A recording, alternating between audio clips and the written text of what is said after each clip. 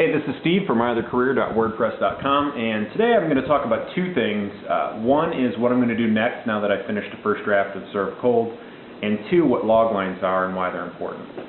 I finished the first draft of Serve Cold late last week. It was a rough week personally, but I still managed to get that done. I posted that to the blog. I also made its own page. So if you're interested in checking that out, the link's up there, whatever.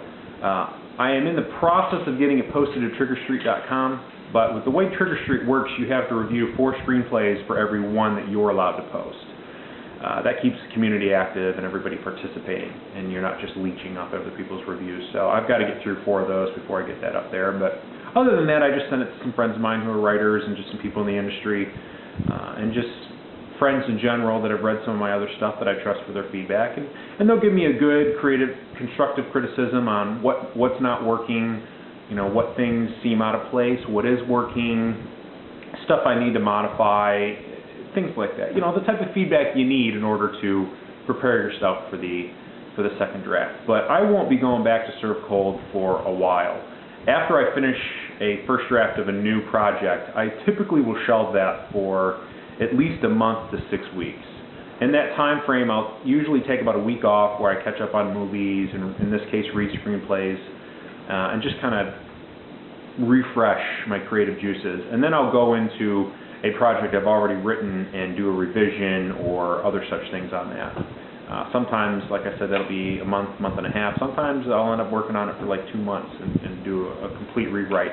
In that case, I think that's more what I'm going to do this time. I've mentioned in some older posts on the blog about my first screenplay that I ever wrote called Bystander.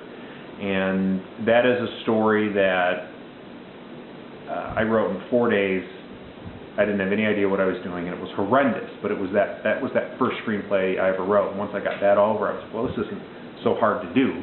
It's hard to be good at, but it's not hard to write in general. So I've gotten a couple drafts of that, but I've grown enough as a writer since the last time I did a draft on that, which was about 2 years ago, that I really want to take a top-down approach and rebuild completely that story. And so that's what I'm going to work on next. There are some writing samples of that on the blog if you're interested in looking up some of the older stuff, but it's not really important.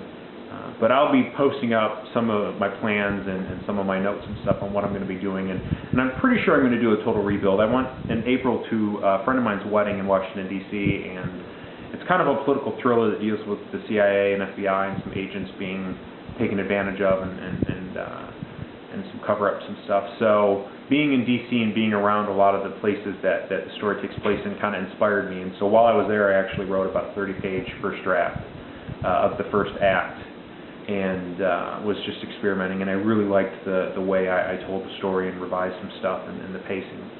So I knew that's what I was going to work on next after Serve Cold. So that's what I'm going to move on to after that, and I'll post some stuff about it and whatnot. But the second thing I wanted to talk about today was loglines, what they are, why they're important, and hopefully give you some help on how to go about writing them.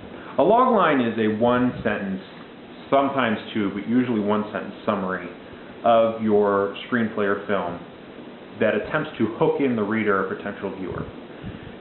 Some of them are very good, some of them are very bad. I tend to be very bad at them.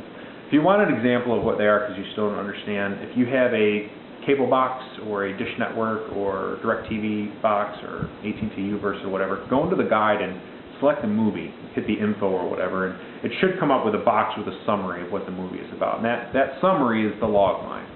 Not all of those are good examples, but they're examples, and it'll give you an idea of what I'm talking about.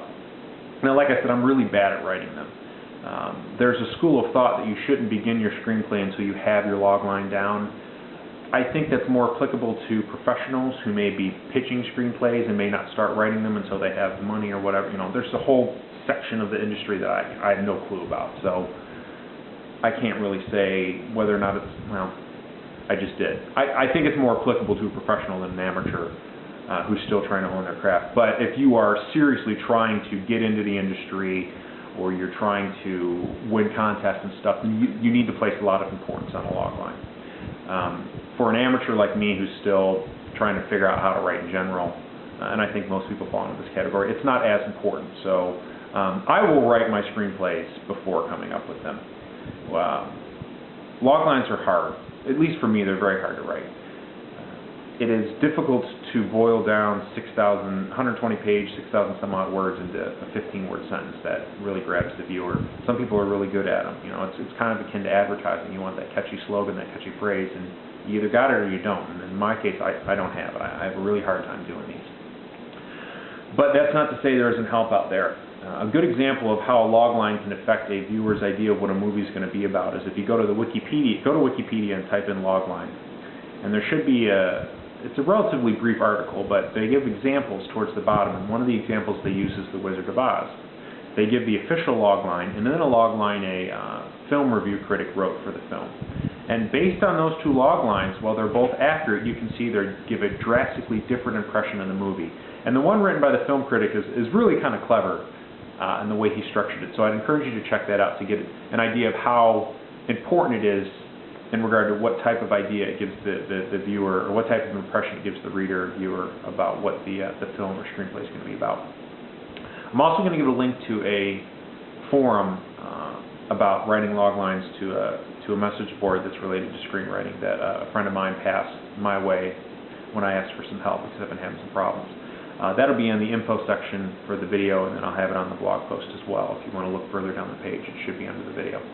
So hopefully those two things will give you a better idea of what log lines are like and help you out if you're having as much trouble as I am writing them.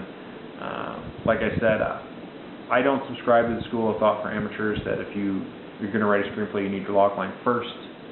I think it's more important at that point to learn how to write as opposed to how to market.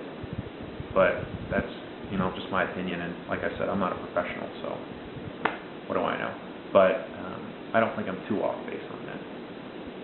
So, but that's it for now. I appreciate you checking in. I've gotten a lot of new subscribers to the videos. I appreciate that. If you haven't been over to the blog, check it out at myothercareer.wordpress.com. I try to post about every day with just interesting stuff about what I'm writing, film-related news, reflections, stuff like that. It's all related to screenwriting and the film industry. So pop on over there. And for all the new viewers of the blog, hey, I appreciate seeing some of the new comments.